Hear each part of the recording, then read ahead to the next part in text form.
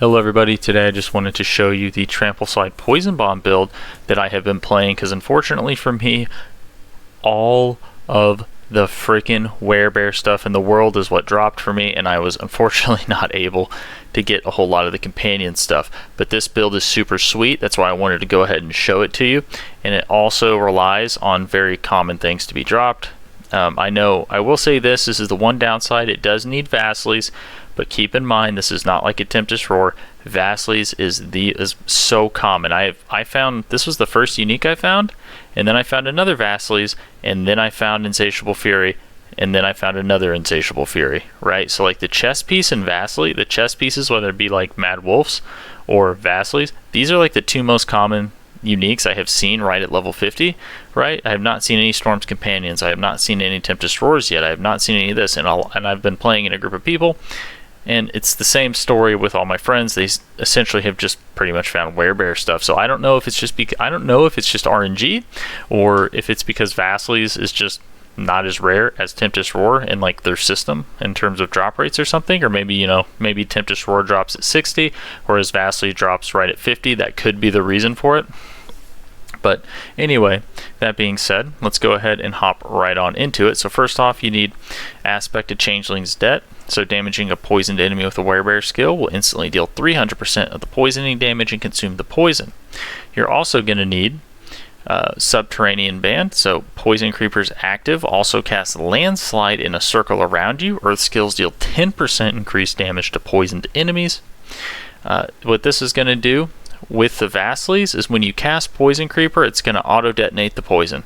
So it's going to cause an instant burst, right, of damage. Right now, keep in mind your Poison Creeper is going to be immobilizing, and your Landslide does things like immobilize, and I also believe you have some stuff that makes your Earth skills stun and stuff like that, right? As well as your Earth skills also slow. So what this is going to do is going to stack up your Wrathful Heart, which we're going to be using Creeping Death. So because we know we're getting immobilize and slow, we're getting a 70% damage multiplier every single time we just press Poison Creeper. So that's pretty cool. And I'm not 100% certain if the damage reduction here counts as an effect, because I don't know if that counts as a CC effect, but I know the slow does and I know the immobilize does. So that's 70, or what's that? Sorry, a 72% or 73% damage as a multiplicative multiplier. And when you're fighting unstoppable monsters and staggered bosses, they take 126% increased damage from your damage over time effects. Yeah, pretty intense, right? So it's going to make your Poison Creeper do quite a bit of damage. We're also going to be taking you gain 58% critical strike damage, but your non-critical strikes deal 25%. And the reason we're doing that is because when you cast Poison Creeper, it's going to combo with your Primal Landslide. Whenever you immobilize or stun an enemy, you gain a Terremote. Okay? So the moment you immobilize everything with Poison Creeper and the poison goes off, you have then already guaranteed a crit with your Landslide. And because you've guaranteed a crit with your Landslide, you're now also guaranteeing crits to potentially reset it with Pack Leader. I have to say that this is the most consistent I have ever seen companion skills get reset, is in this kind of subterranean Landslide shell. And if you remember a while back, one of the leveling builds that I have on my channel was that in a companion build was Landslide, and it was for this same reason, right? But this legendary aspect has made it even better, right? So it's pretty sweet. So you're going to find now, keep in mind, you do have a very low chance, especially at low gear when you don't have a whole lot of lucky hit and stuff like that on your gear yet, right? Because you can see I have totally unoptimized gear, right? So it's only going to get better as you stack more lucky hit. You're going to see more resets. But yeah, that being said, let's go ahead and just hop on into the rest of the gear and the rest of the aspects now that we understand exactly how it works. So we got Vasilies. We have Insatiable Fury. You don't need Insatiable Fury, but if it drops, it's totally fine to use.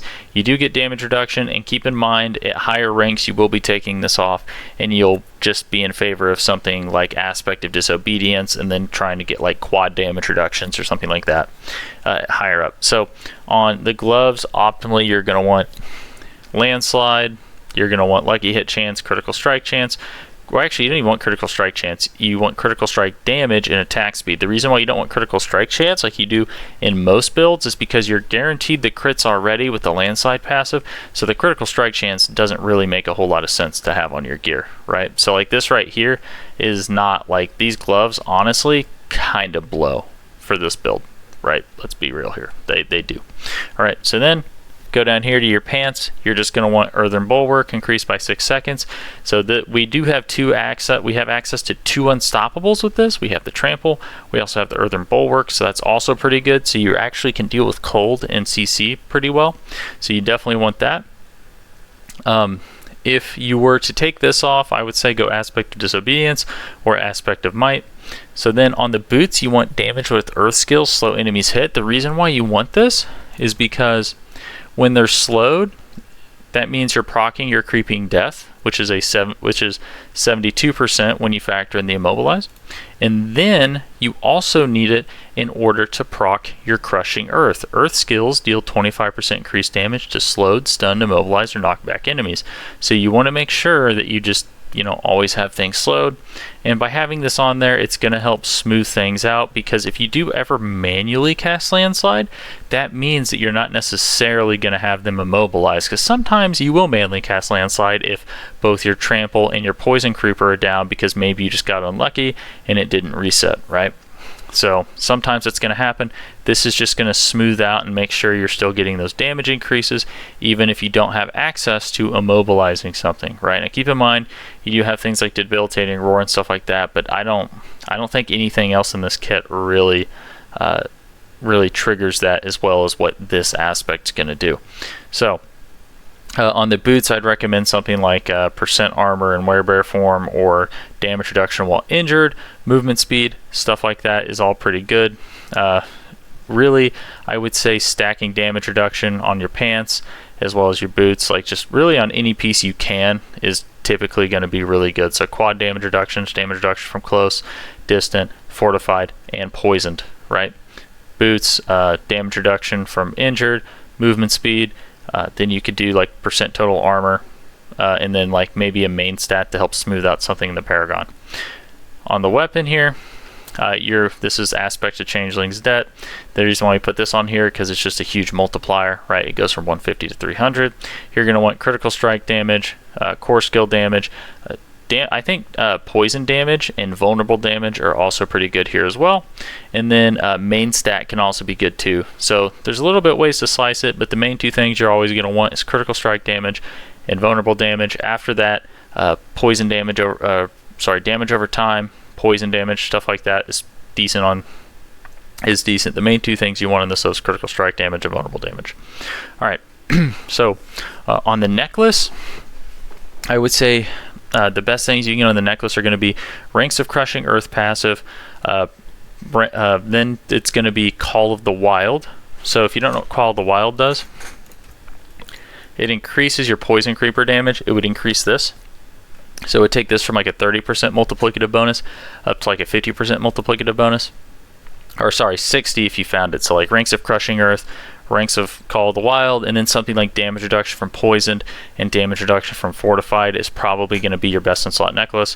When it comes to rings, it's going to be critical strike damage with earth skills.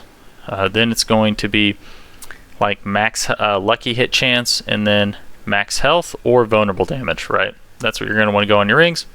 And on the necklace, you're going to want Trample now summons the 6 landslide pillars. This is what makes it the TrampleSlide build. So every time you use Trample, that is going to cause the landslide pillars to happen behind you, which also makes this a fairly mobile and speedy build.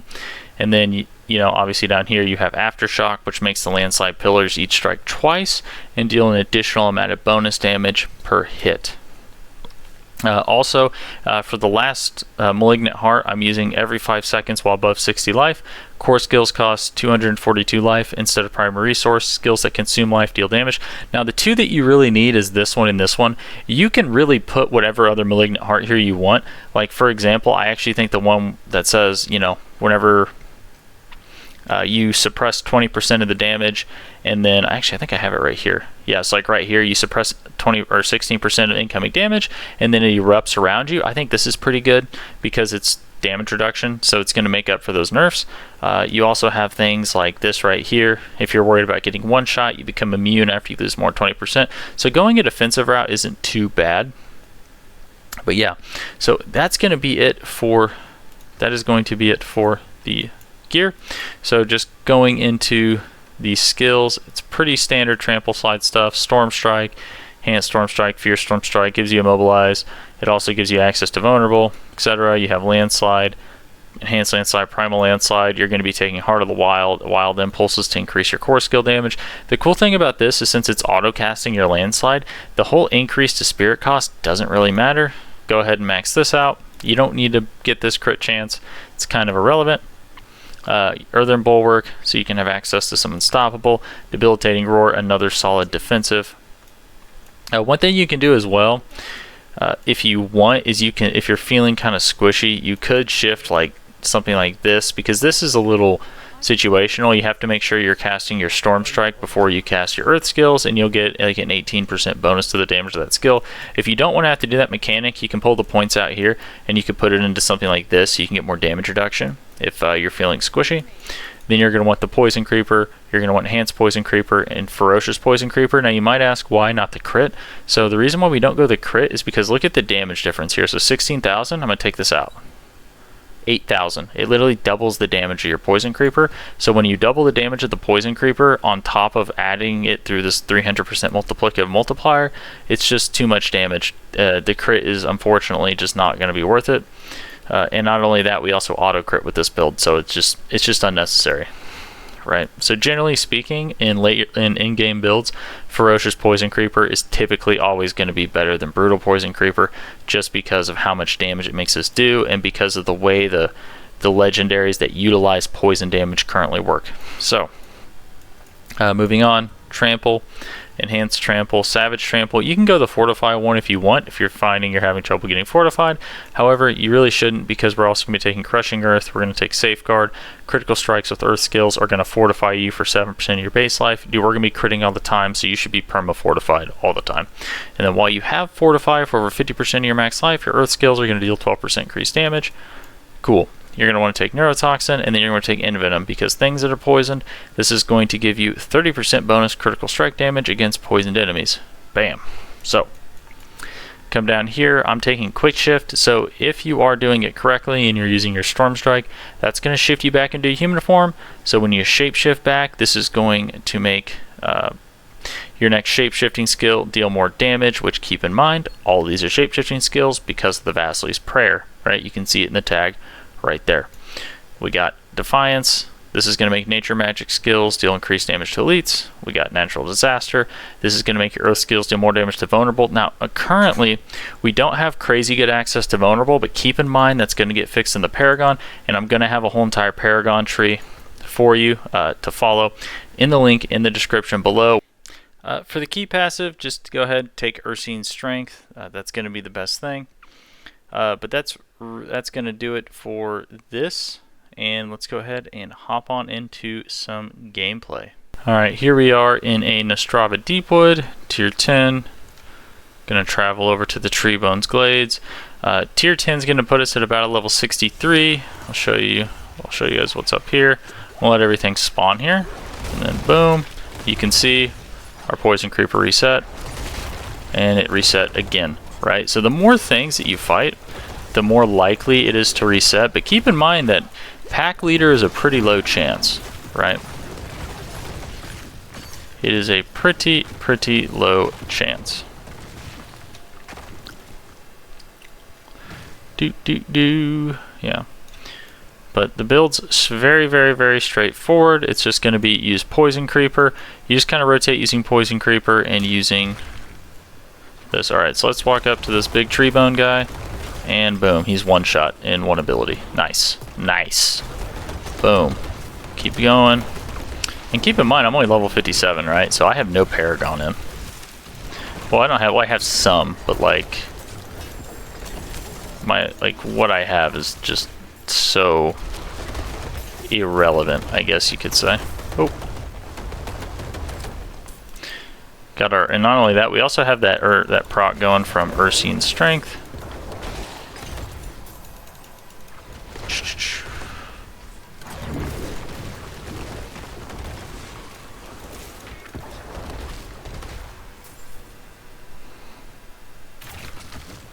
Okay. Wham bam. Easy peasy.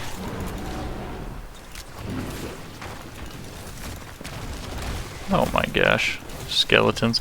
Now I do wish I had more lucky hit and had better gear in terms of like my secondaries, because then I'd be getting more resets, but it happens. Okay. Nah, I'm not gonna do the old jigamahoo here today. I'm just gonna focus on finishing the dungeon, just showing you guys a little bit about how this works. But it's fairly simple. If you get CC'd, you have Trample, you have Earthen Bulwark, you're gonna have Debilitating Roar, right? You can see that I'm perma fortified. And I can just kind of walk off too. Just kind of whatever. I don't necessarily even need to sit here and wait. I can kind of just keep going.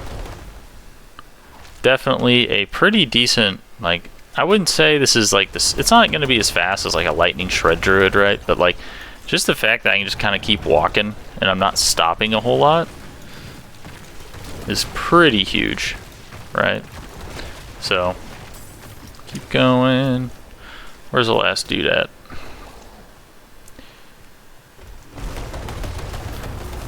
Okay. Bam. Here, we'll walk over here. Easy peasy.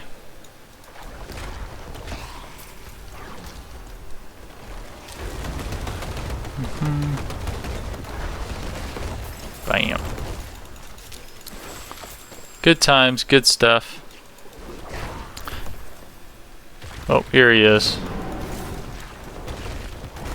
Alrighty, well, that is going to do it for this video. Thanks for watching. Like, subscribe if you want to see more, and I will see you next time. Thanks.